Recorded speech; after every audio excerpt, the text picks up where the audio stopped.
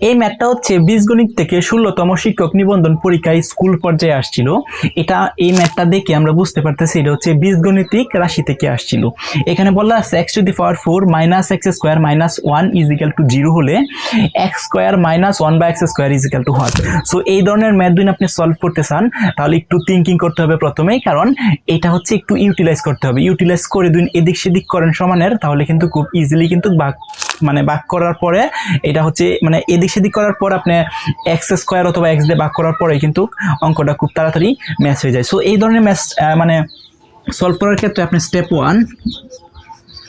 One কি করবেন, আপনি হচ্ছে সমানের এদিক সেদিক করবেন। ওকে, অর্থাৎ সমানের এই পাশে থাকলে ওই পাশে নেবেন, ওই পাশে থাকলে ওই পাশে নেবেন। আপনি দেখবেন কিভাবে এটা খুব তাড়াতাড়ি সলভ করা যায়। এরপরে হচ্ছে আপনি এক্স স্কোয়ার স্টেপ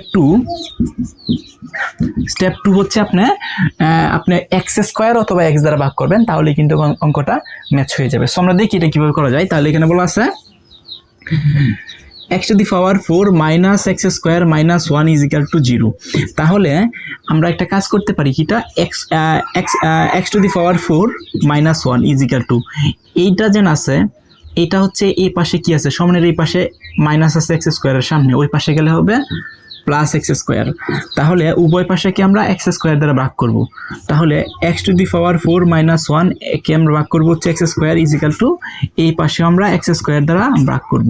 তাহলে আমরা যদি ভাগ করি তাহলে হচ্ছে এই যে এক্স স্কোয়ারটা আছে এটা কিন্তু যেহেতু মাইনাস আছে, তাহলে এক্স স্কোয়ারটা কিন্তু এও পাচ্ছে। তাহলে আমরা দিয়ে দিই ভাগ করিয়া x⁴ নিচে হচ্ছে এক্স স্কোয়ার মাইনাস 1/x² এটা কাটাকুটি থাকলে থাকবো কত 1। তাহলে এটা আমি একটু মুছে দিই। সো এইটা যদি আমরা একটু মুছে দিই তাহলে হচ্ছে এই পাশে করি, তাহলে এইখানে আছে x⁴, এখানে আছে এক্স স্কোয়ার, তাহলে থাকবো কি এক্স স্কোয়ার থাকবো মাইনাস 1/x² = এই পাশে কি আছে 1।